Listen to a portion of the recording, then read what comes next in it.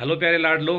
पिछली क्लास में गायनेकोलॉजी के जो आपको क्वेश्चन करवाए थे, उम्मीद है आप सबने कर लिए होंगे। बहुत इंपॉर्टेंट क्वेश्चन थे और इस बार फिर आपके लिए बहुत इंपॉर्टेंट क्वेश्चन गायनेकोलॉजी का पार्ट 2 अपन कहें, या आज गायनेकोलॉजी अपने 30 क्वेश्चन और है वो आपको करवा देंगे। इसके बाद गायनेकोलॉजी अपनी कंप्लीट है और दूसरी सब्जेक्ट लेके आएंगे, अगली एलपीएम लेके आएंगे। तो साथ साथ आपको करना है, पूरे क्वेश्चन करने, कोई भी क्वेश्चन छोड़ना नहीं है। ठीक है। टाइम मुझे पता है बहुत ही क्रूशियल चल रहा है, बहुत कम टाइम है, तो इसलिए ज़्यादा फटाफट फटाफट देख लेना। ठीक है। थोड़ा फॉरवर्ड करके फास्ट करके वीडियो को फटाफट फटाफट देख लेना, ताकि एक बार पूरा आपको कॉन्सेप्ट समझ में आ जाए। या इसका मतलब ये नहीं कि यही क्वेश्चन आएंगे, इसमें से हो सकता है कोई सा ऑप्शन भी उठ के आ जाए। इसमें से हो सकता है कि जिस टॉपिक का मैं डिस्कशन कर रहा हूँ उस टॉपिक से रिलेटेड आ जाए।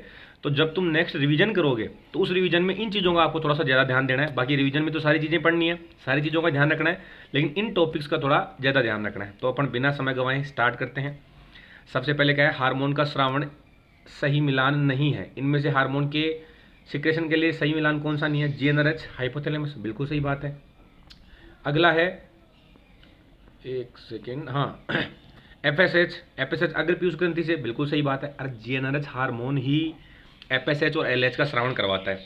आपको पता है कहाँ से? पश्य पीयूष ग्रंथि से। और यह हाँ लेलर पर दिया करो, हाँ पश्य पीयूष ग्रंथि से करवाता है क्या? बोला गुरुजी गलती है गई यार, गलती नहीं होनी चाहिए। अब एफएसएच और एलएच का श्रावण अग्र पीयूष ग्रंथि से होता है। ठीक है। और एलएच में क्या लिख रखा है? पश्य पीयूष ग्रंथि। इसका मतलब गलत कौन सा हो गया? सी हो गया। प्रोलैक्टिन कहाँ से होता है? अग्र पीयूष ग्रंथि से होता है, बिल्कुल सही बात है। और ऑक्सीटोसिन का अपन ने पहले ही कह दिया था आपको। पीजीएफ तो अल्फा का गर्भाशय श्रावण होता है, लोकल हार्मोन भी कहते हैं। ठीक है। ये सारी बातें बाकी हार्मोन्स के अपन ने पहले कर ही ली थी। नेक्स्ट अपन बात करें कि गलत कथन इनमें से कौन सा है। गलत कथन का चयन करो। तो पहला है, ग्राफिन फॉलिकल के निर्माण या विकास के लिए जिम्मेदार हार्मोन एफएसएच है। तो ये तो बिल्कुल सही कथन है।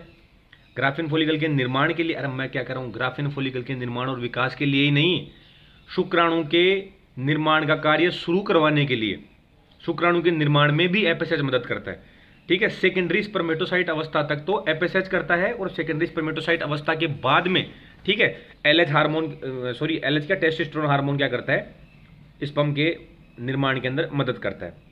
नेक्स्ट क्वेश्चन है, अंडोत्सर्ग व कार्पस ल्यूटियम के निर्माण व बनाए रखने के लिए एलएच हार्मोन जिम्मेदार है। तो अंडोत्सर्ग के लिए एलएच हार्मोन जिम्मेदार है, कार्पस ल्यूटियम के निर्माण में हेल्प करता है एलएच हार्मोन, और कार्पस ल्यूटियम को बनाए रखने में भी एलएच हार्मोन निर्माण करता है। कुछ जानवरों में प्रोलैक्टिन भी करता है, लेकिन ज़्यादातर जानवरों में ये एलएच ही करता है, इसलिए ये भी कथन सही है। अगला है, गर्भाशय संकुचन में दूध उतारने के लिए ऑक्सीटोसिन जिम्मेदार है, बिल्कुल है। अपन ने कई बार बात कर चुके हैं गर्भाशय संकुचन के लिए, दूध उतारने के लिए। ठीक है। या अपन बात करें बीच के अंदर की गैमेट ट्रांसपोर्ट के लिए, इसके लिए भी कौन जिम्मेदार है? इसके लिए भी ऑक्सीटोसिन जिम्मेदार है, तो बिल्कुल सही कथन है ये भी। अगला, एफएसएच व एलएच के श्रावण के लिए जीएनआरएच जिम्मेदार है, ये भी बिल्कुल सही है। तो इसमें तो गलत कथन कोई है ही नहीं। ठीक है। तो इसके अंदर तो क्या आंसर आ जाएगा लाडलो? इसके अंदर तो कोई आंसर नहीं आएगा इसमें से। तो इसमें फिर डी आंसर आ जाएगा, कोई नहीं। ठीक है। इसमें कोई भी कथन गलत नहीं है। ठीक है लाडलो, ये अपना क्वेश्चन करवाने का मतलब ऐसा नहीं है कि तुम्हें क्वेश्चन करवा रहे हैं तो तुम्हारे सही हो रहे हैं गलत। इसका मतलब ये है कि अपने तक इंपॉर्टेंट चीज़ें पहुंचाने की कोशिश कर रहे हैं, ताकि तुम्हारा थोड़ा रिवीजन भी हो जाए, क्वेश्चन प्रैक्टिस भी हो जाए, और साथ में इंपॉर्टेंट चीज़ें भी तुम्हारे तक पहुंच जाए। चलो नेक्स्ट अपन बात करते हैं, गाय में सामान्यतः जेर गिरने का समय है। नॉर्मली गाय के अंदर जेर कितने गिरने में गिर जाती है? अपन ने कल भी बात की थी। जब भी तो कहता हूँ लाडलो, अगर तुम ध्यान से सुनते हो ना, तो अपन उस टॉपिक के आसपास की बातें, सारी बातें, ये क्वेश्चन, आधे क्वेश्चन तो अपन पहले डिस्कस कर चुके हैं। ठीक है। इसलिए तो कहता हूँ कि क्वेश्चन करना इंपॉर्टेंट नहीं है कि सर पीडीएफ दे दो, लाओ मैं कर लेता हूँ फटाफट फटाफट। बेटा चीज़ें समझना भी जरूरी है कि इसके आसपास की चीज़ें क्या क्या क्वेश्चन बन सकती हैं। ठीक है। इसके आसपास ये कौन कौन से क्वेश्चन बन सकते हैं। तो 6 से 12 घंटे के अंदर क्या हो जाएगा? ठीक है, जेर गिर जाएगी। अगर 12 घंटे में भी जेर नहीं गिरी तो उसको रिटेंशन ऑफ प्लेसेंटा कहते हैं, या जेर करना गिरना कहते हैं। डिस्टोगिया का मुख्य कारण क्या हो सकता है? उसके लिए सही मिलान कौन सा नहीं है? तो कुतिया के अंदर प्राइमरी यूट्राइन इनर्शिया, बिल्कुल बेटा, बीच के अंदर भी और शो के अंदर, कुतिया और सूरी दोनों के अंदर ही प्राइमरी यूट्राइन इनर्शिया होता है। मेन कोज ऑफ डिस्टोकिया, मुख्य कारण यही होता है। भैंस के अंदर यूट्राइन टॉर्सन होता है, तो ये बात भी बिल्कुल सही है। भेड़ के अंदर रिंग वूम कंडीशन होता है, ये भी बात सही है। रिंग वूम कंडीशन का मतलब होता है कि सर्विक्स बेटा पूरी नहीं खुलती। सर्विक्स पूरी नहीं खुलती मतलब इनकम्प्लीट सर्वाइकल डायलेशन, उसी को भेड़ के अंदर रिंग वूम कहते हैं, जो भेड़ के अंदर डिस्ट्रोगिया का मुख्य कारण है। और गाय के अंदर यूट्राइन प्रोलैप्स नहीं बेटा, गाय के अंदर फीटोमेटर्नल डिस्प्रपोर्शन मुख्य कारण है। फीटोमेटर्नल डिस्प्रपोर्शन का मतलब क्या है कि फीटस और माँ की पेल्विस की साइज सही नहीं होती। या तो फीटस बड़ा होता है, पेल्विस नॉर्मल होती है, या फीटस सामान्य होता है, पेल्विस छोटी होती है। मतलब पेल्विस की साइज इस तरीके से रहेगी कि फीटस उससे आराम से बाहर नहीं आ पाएगा, तो इसको बोलते हैं फीटो मैटरनल डिस्प्रपोर्शन। ये सबसे मुख्य कारण है, समझ गए। घोड़े के अंदर आपको पहले ही बता दिया था मैंने, राई नेक कहते हैं। राई नेक मतलब lateral deviation of head, head क्या हो जाता है, थोड़ा ऐसे टेढ़ा हो जाता है। तो सबसे मुख्य कारण क्या है घोड़े के अंदर, राई नेक है या लेटरल डेविएशन ऑफ हेड है। नेक्स्ट अपन बात करें कि सही कथन क्या है बेटा। ये देखो फॉलिकुलर सिस्ट और ल्यूटियल सिस्ट की काफ़ी बात हो चुकी है, कई बार क्वेश्चन आ चुका है यूनिवर्सिटी में। तो निम्फोमेनिया, निम्फोमेनिया का मतलब होता है कि जानवर हमेशा ही हीट में रहता है, ठीक है। और हमेशा ही हीट में कब रहेगा भाई, हीट के लक्षण तो ईस्ट्रोजन हार्मोन के कारण आते हैं, और ईस्ट्रोजन हार्मोन के कारण आते हैं। ईस्ट्रोजन कहाँ से निकलता है, फॉलिकल से। तो अगर फॉलिकल लगातार ज़्यादा मात्रा में स्रावित हो रहा है, और लगातार ज़्यादा मात्रा में कब स्रावित होगा, जब लंबे समय तक फॉलिकल बना ही रहे, और लंबे समय तक फॉलिकल बना ही रहे तो मतलब वो क्या हो गया, फॉलिकुलर सिस्ट, ठीक है। ल्यूटियल सिस्ट हो गया, तो ल्यूटियल सिस्ट का मतलब होगा कि कार्पस ल्यूटियम एक समय बाद नष्ट हो जानी चाहिए, लेकिन कार्पस ल्यूटियम एक समय बाद नष्ट नहीं होती, कार्पस ल्यूटियम बनी होती है। प्रोजेस्टेरोन हार्मोन लगातार स्रावण होता रहता है, इसीलिए जानवर हीट में ही नहीं आता। जैसे पशु ज्ञाबण होता है तो उसके अंदर कार्पस ल्यूटियम बनी ही रहती है, तो जानवर हीट में आता है क्या, नहीं आता। तो इसीलिए ल्यूटियल सिस्ट बनी हुई है, कार्पस ल्यूटियम बनी हुई है, तो जानवर एनिस्टस अवस्था में रहता है, मतलब हीट में नहीं आता, ठीक है। और जानवर को जब तुम देखोगे तो जानवर इतना हट्टा कट्टा हो जाता है, ऐसे लगने लग जाता है कि गाय बुल की तरह लगने लग जाती है, हट्टी कट्टी, जिसको अपना एड्रिनल विरिलिज्म कहते हैं। तो ये दोनों लक्षण ही किसके हैं, ल्यूटियल सिस्ट के हैं। स्टेरिलिटी हम्प फॉलिकुलर सिस्ट का लक्षण है। स्टेरिलिटी हम्प का मतलब क्या होता है कि जानवर हाइपर एक्टिव रहता है हमेशा, और हाइपर एक्टिव होने की वजह से उसकी जो पूंछ का लिगामेंट है वो थोड़ा सिकुड़ जाता है, और पूंछ थोड़ी ऊपर उठ जाती है, ठीक है। और पूंछ थोड़ी ऊपर उठ जाएगी, जिसको बोलते हैं स्टेरिलिटी हम्प, ठीक है। इसका मतलब इसके अंदर तो चारों के चारों कथन ही क्या है, सही है। तो फॉलिकुलर सिस्ट और ल्यूटियल सिस्ट का ध्यान रखना। ट्रीटमेंट का अपने को पता ही है कि फॉलिकुलर सिस्ट के लिए अपन जीएनआरएच यूज कर सकते हैं। जीएनआरएच हार्मोन क्या करता है, अंडोत्सर्ग करवा सकता है ना, क्योंकि वो एलएच का श्रवण करवाएगा। या डायरेक्ट तुम एलएच भी दे सकते हो, या तुम एचसीजी दे सकते हो। और अगर ल्यूटियल सिस्ट की बात करो तो पीजीएफ टुल्फा देना है अपने को। नेक्स्ट बात करते हैं, स्ट्रो के लिए आयतन हेतु सही मिलान है। ये बेटा स्ट्रो बहुत इंपॉर्टेंट है। स्ट्रो के अंदर भी अपने को फ्रेंच मिनी स्ट्रा ज़्यादा इंपॉर्टेंट है। फ्रेंच मिनी स्ट्रा इसलिए इंपॉर्टेंट है क्योंकि सबसे ज़्यादा भारत के अंदर काम में ली जाने वाली स्ट्रो कौन सी है, फ्रेंच मिनी स्ट्रो है, इसीलिए फ्रेंच मिनी स्ट्रा बहुत इंपॉर्टेंट हो जाती है। अब देखो फ्रेंच लार्ज के अंदर 1.2 ml, मतलब ये सही बात है। फ्रेंच मीडियम के लिए 0.5 ml, ये सही बात है। फ्रेंच मिनी स्ट्रा 0.25 ml, बिल्कुल सही बात है। जर्मनी स्ट्रा 0.4 ml, बिल्कुल सही बात है। तो इसमें तो ABCD चारों चारों ही सही हो गए, यानी कि बी ऑप्शन सही हो गया, ठीक है। सबसे ज़्यादा काम में लेते हैं फ्रेंच मिनी, और अपने को आयतन तो चारों का ध्यान रखना है। समझ के बात को लाड लो। नेक्स्ट अपन बात करें, अगर बात क्या करें, आपसे बात करते करते इंद्र भगवान को भी इतना मज़ा आ गया कि बारिश शुरू कर दिया भाई, है। पता है कि लाडले गर्मी के अंदर परेशान हो रहे हैं, तो ठंड करवाने का व्यवस्था कर रहे हैं। देखें, सुन लेता है तुम्हारी तो, ठीक है। चलो कोई नहीं, अपन तो लगते हैं कार्यक्रम में। हाँ, सबसे ज़्यादा काम मिली जाने वाली स्ट्रा अपन ने बात करी ली, फ्रेंच मिनी स्ट्रा है। अगला गलत कथन कौन सा है, कुतिया में प्रोइस्ट्रस कितने दिन का होता है, 9 दिन का, बिल्कुल सही बात है। सबसे लंबा प्रोइस्ट्रस भी बीच के अंदर ही होता है। ईस्ट्रस होता है 9 दिन का, ये भी सबसे लंबा ईस्ट्रस किस में होता है, बीच के अंदर होता है, ये भी सही है। घोड़े के अंदर ईस्ट्रस 12 से 24 घंटे का, सॉरी गाय भैंस के अंदर, तो गाय भैंस के अंदर 12 से 24 घंटे का ही होता है, बिल्कुल सही बात है। सबसे छोटा घोड़ी गाय भैंस के अंदर ही होता है, और घोड़ी के अंदर 3 से 4 दिन नहीं, घोड़ी के अंदर 5 से 7 दिन का होता है। तो इसका मतलब डी। और मैं आपको पिछली क्लास में बताया था लाडलो कि देखो इस टेबल के अंदर एक तो आपको कि प्रसव की अवस्था, तीनों अवस्था में किस किस जानवर में कितना कितना टाइम लगता है, एक तो ये ध्यान रखना आपको, ये टेबल पूरी याद रखनी है। एक एजूस्पर्मिया ओलिगोजूस्पर्मिया, वो टेबल याद रखनी है। एक जो आपको बताया था कि मध्यकाल, मध्यचक्र, ठीक है, एआई का समय, अंडोत्सर्ग का समय, वो टेबल बनाई थी, वो टेबल भी पूरी आपको ध्यान रखनी है, ठीक है। सबसे ज़्यादा टाइम किस में लगता है मध्यकाल में, सबसे कम किस में लगता है मध्यचक्र, सबसे लंबा किसका है, सबसे छोटा किसका है। ये क्वेश्चन बहुत इंपॉर्टेंट है, सबसे ज़्यादा बनने की संभावना है, तो अपने को ये क्वेश्चन छोड़ के नहीं जाने बेटा। नेक्स्ट अपन बात करें सही मिलान इसमें से कौन सा है, तो गाय में मम्मीफिकेशन, कई बार क्वेश्चन आता है बेटा, गाय में मम्मीफिकेशन हिमेटिनिक प्रकार का होता है। गाय और भैंस दोनों के अंदर ही मम्मीफिकेशन हिमेटिनिक प्रकार। अगर अपन बात करें बिच के अंदर और सुअरी के अंदर, या सो के अंदर और बिच के अंदर बात करें मम्मीफिकेशन, तो पेपीरियसिस। अब बेटा इसके अंदर बिच और सो भी आ सकता है, या आपको इसके अंदर क्या दे सकता है, पोलिटोकस एनिमल, ठीक है। ये पोलिटोकस एनिमल के अंदर किस प्रकार का मिलता है, तो भी तुम क्या कहोगे पेपीरियसिस, क्योंकि दोनों ही ज़्यादा बच्चे देने वाले हैं, दो या दो से ज़्यादा बच्चे देते हैं, तो इसलिए अपन इसको पोलिटोकस कह देते हैं। और वृषण में सूजन को क्या कहते हैं अपन, ऑर्काइटिस कहते हैं। बिल्कुल सही बात है, क्योंकि सूजन अपन ने सारी समझा दी थी पिछली क्लास में, एक बच गई थी ये वृषण में सूजन, जो आपको यहाँ करवा दी है। इसका आंसर हो गया इसका मतलब डी। नेक्स्ट अपन बात करें अगली, चलो, गर्भावस्था बनाए रखने के लिए जिम्मेदार हार्मोन, ये आपको पता है लाड लो, कि हीट के लिए जिम्मेदार हार्मोन ईस्ट्रोजन हो गया। ठीक है, हीट के सारे लक्षणों के लिए जिम्मेदार ईस्ट्रोजन हो गया। ठीक है, द्वितीय के लैंगिक लक्षणों के विकास के लिए मादा में हार्मोन ईस्ट्रोजन हो गया। प्रोजेस्टेरोन गर्भावस्था को बनाए रखने के लिए, यूट्राइन मिल्क का श्रावण के लिए, जिसको यूट्रोट्रोप भी कहते हैं, यूट्राइन मिल्क कहते हैं, जो पोषण देता है जाइगोट को। टेस्टोस्टेरोन नर का हार्मोन है, द्वितीय लैंगिक लक्षणों के लिए जिम्मेदार है। ठीक है, प्रोलैक्टिन मातृत्व के लक्षण के लिए जिम्मेदार है, दूध बनाने के लिए जिम्मेदार है, बीच के अंदर, ठीक है, कार्पस ल्यूटियम को बनाए रखने में जिम्मेदार है।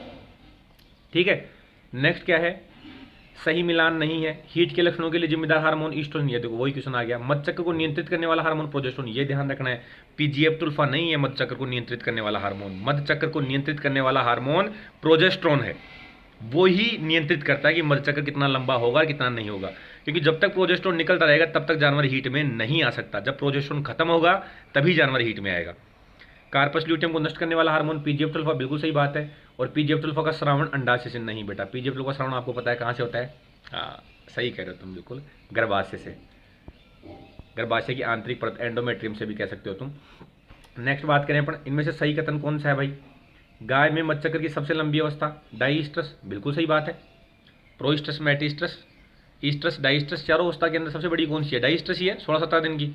ठीक है, टाइम भी ध्यान रख लेना इनका, कि गाय भैंस, वो तो बताया आपको मैंने, गाय भैंस भेड़ बकरी के अंदर, और खासकर गाय के अंदर तो तीनों चारों अवस्था को आपको टाइम लिखाया हुआ है, वो चारों का टाइम भी ध्यान रख लेना आप जब नेक्स्ट टाइम अपन एक बार रिवीजन करो तो।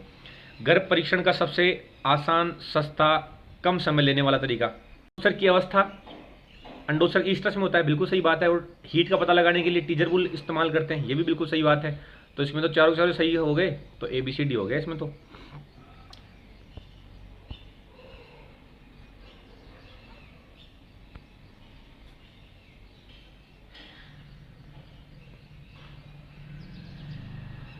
ठीक है, नेक्स्ट क्या है, गलत कथन चुनिए।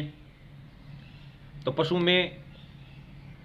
की हीट में ना एनिस्ट्रस कहते हैं, बिल्कुल सही बात है। अब एक क्वेश्चन बहुत इंपॉर्टेंट है कि एक स्पर्मेटोगोनिया से कितने शुक्राणु बनते हैं, पता है आपको, 64 बनते हैं। ठीक, सही बिल्कुल। नेक्स्ट क्या है, एक प्राइमरी स्पर्मेटोसाइट से कितने स्पर्मेटोसाइट बनते हैं, तो या शुक्राणु बनते हैं, तो एक स्पर्मेटोगोनिया से तो 64 शुक्राणु बनते हैं। अगर एक प्राइमरी स्पर्मेटोसाइट से कहें तो अपन क्या कहेंगे, 4 शुक्राणु बनते हैं। ठीक है, और अगर अपन कहें एक सेकेंडरी स्पर्मेटोसाइट से तो 2 शुक्राणु बनते हैं, यही बात है, बिल्कुल सही बात है। तो यही बात है, तो चलो फिर, ये तो मतलब तीनों की तीनों कथनी सही है।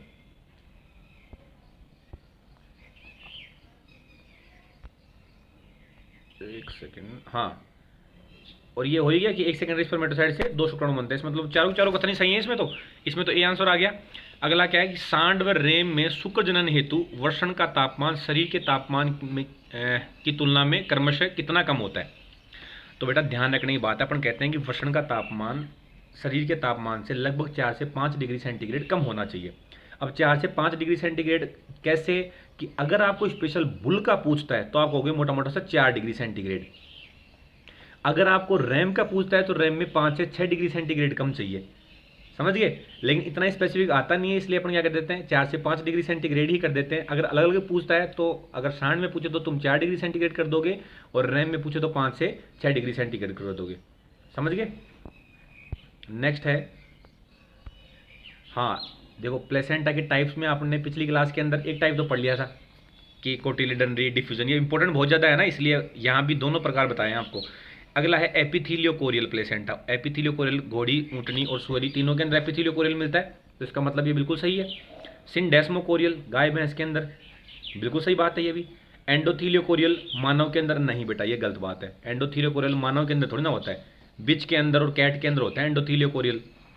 ठीक है, और नॉन डेसिड्यूएट प्लेसेंटा, रूमंथी जानवर, घोड़ी, सुअरी, कुतिया, नहीं, कुतिया के अंदर तो डेसिड्यूएट होता है।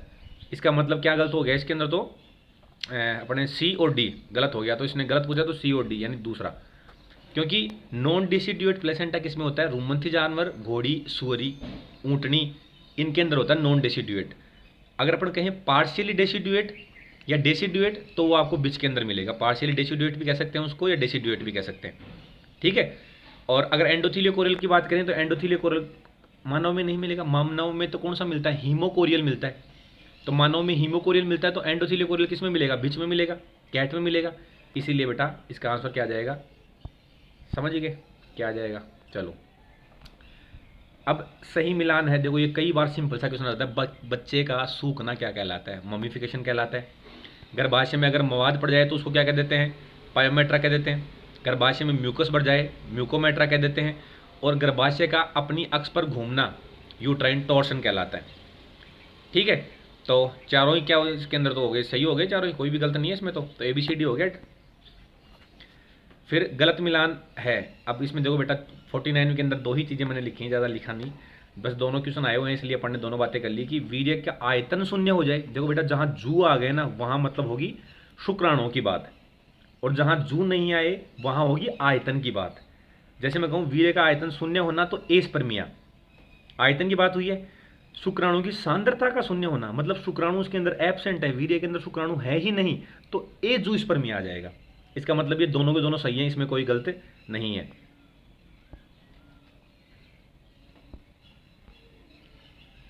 चलो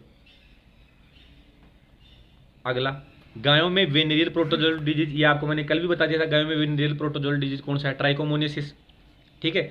डिलेड ओव्यूलेशन किसकी वजह से होता है? अरे ओव्यूलेशन लेट क्यों होगा? अगर LH हार्मोन सही से निकल जाता तो डिलेड लेट होता क्या? ओव्यूलेशन लेट होता क्या? नहीं होता।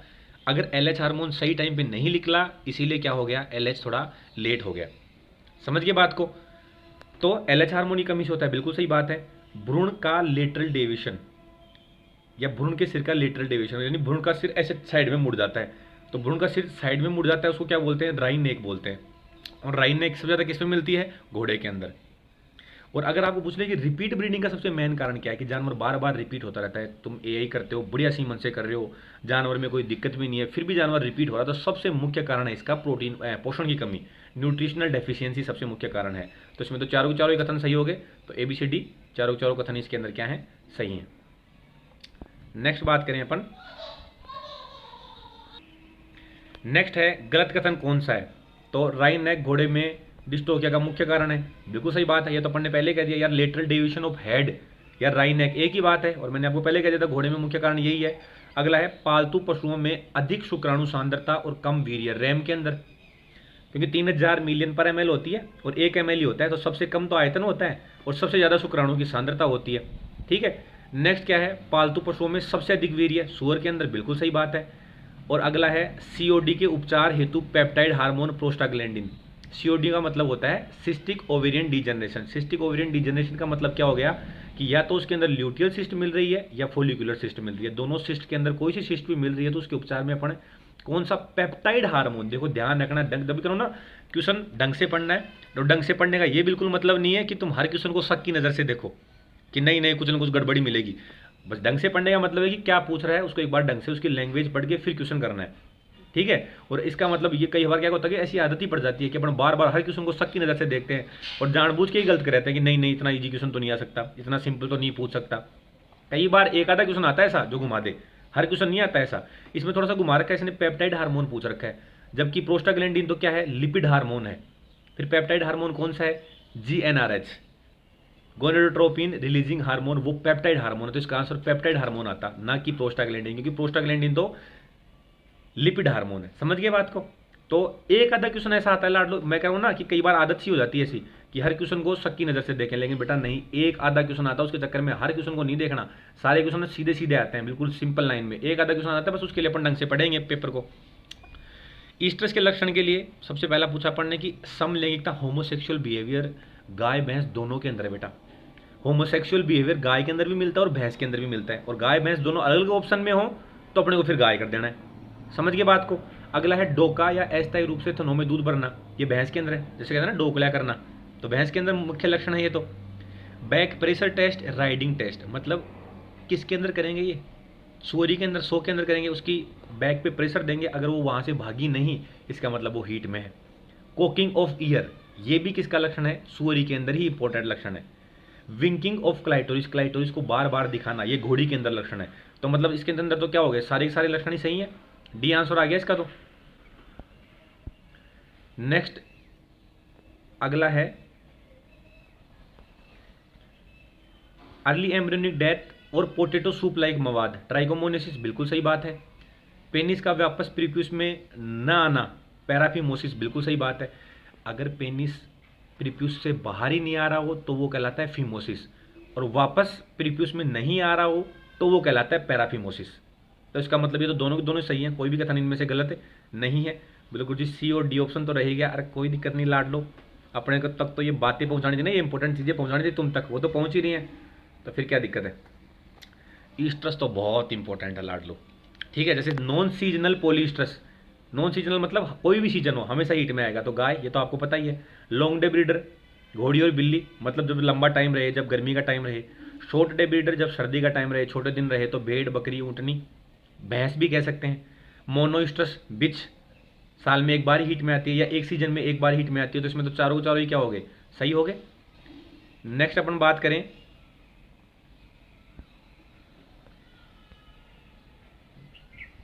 पशुओं में कृत्रिम गर्भाधान के लिए सही मिलान नहीं है। गाय भैंस में ईस्टर शुरू होने के 10 से 12 घंटे बाद, बेटा देखो ईस्टर शुरू होने के 10 से 12 घंटे बाद कह लो, चाहे मिड हीट कह लो, चाहे मिड ईस्ट्रस कह लो, ठीक है, चाहे स्टैंडिंग हीट कह लो, ठीक है, सारे में गाय भैंस के अंदर यही होगा। घोड़ी के अंदर ईस्ट्रस शुरू होने के 2 से 4 दिन बाद, बिल्कुल सही कह रहे हो, क्योंकि अंडोत्सर्ग होता है ईस्ट्रस खत्म होने के 1 से 2 दिन पहले, और एआई कब करते हैं, ईस्टर शुरू होने के 2 से 4 दिन बाद, ठीक है। नेक्स्ट बात करें सो के अंदर, तो सो के अंदर ईस्टर शुरू होने के 24 से 36 घंटे बाद, और बकरी के अंदर अपन कहें कि बकरी में ईस्टर शुरू होने के 24 से 36 घंटे पहले, ठीक है, 24 से 36 घंटे पहले नहीं बेटा, 24 से 36 घंटे पहले नहीं, बाद में, ठीक है। तो इसका मतलब डी हो गया। ये मैं कह रहा हूँ ना, इसमें कंफ्यूजन मत हो ना, तुम देखना इस पूरी टेबल को एक बार, ठीक है, अच्छे से समझाई हुई है तुम्हें। नेक्स्ट है शूडो प्रेगनेंसी किस के अंदर मिलती है, तो मैंने आपको पहले ही बता दिया था। शूडो प्रेगनेंसी आपको जरूरी नहीं बीच के अंदर ही मिले, हाँ बीच के अंदर कॉमनली मिलती है, ये बात बिल्कुल सही है, लेकिन ऐसा नहीं है कि बीच में ही मिलती है, बकरी में भी मिल सकती है, बिल्ली के अंदर भी मिल सकती है। तो अगर ऑल ऑप्शन रहे तो आपको ऑल ही करना है, ठीक है, कि बीच के अंदर, गोट के अंदर और बिल्ली, तीनों में मिलती है शूडो प्रेगनेंसी। नेक्स्ट अपन बात करें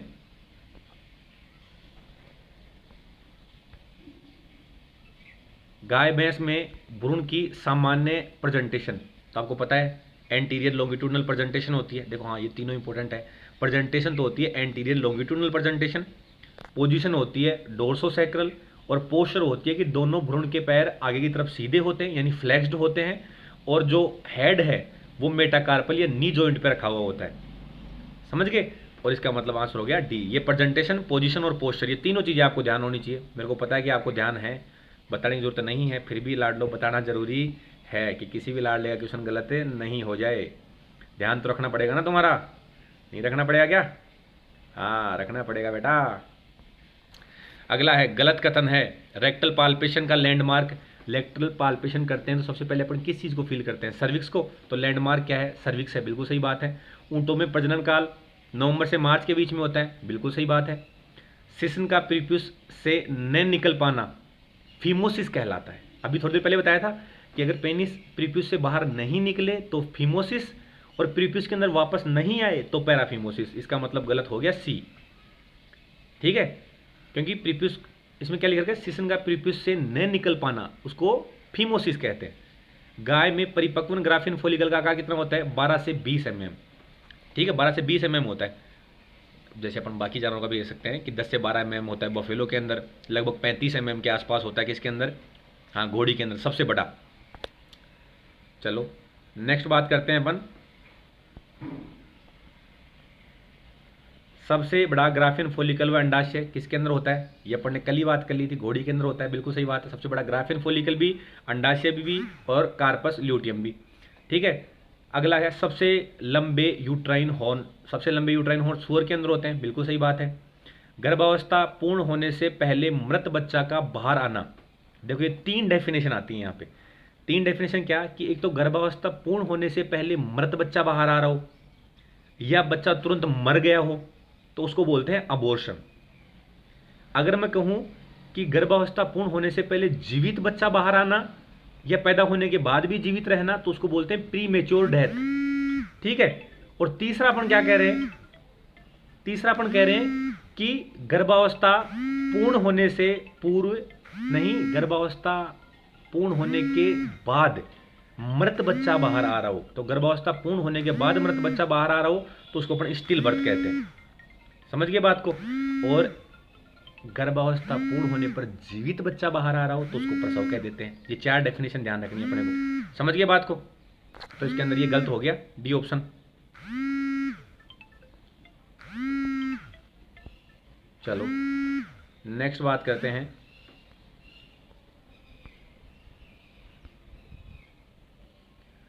प्रसव प्रेरित करने के लिए नॉन हार्मोनल उत्पाद, ये देखो प्रसव को करवाने के लिए पीजीएफ-12 यूज कर सकते हैं, हार्मोन है। ठीक है। अपन यूज ईस्ट्रोजन यूज कर सकते हैं, हार्मोन है। ठीक है। अपन कह सकते हैं घोड़ी के अंदर अपन ऑक्सीटोसिन यूज कर सकते हैं, बाकी जानवरों में नहीं, घोड़ी के अंदर। बाकी जानवरों में कर सकते हैं लेकिन अगर सर्विक्स खुली हुई हो तो, सर्विक्स अगर बंद है तो ऑक्सीटोसिन यूज नहीं करना है।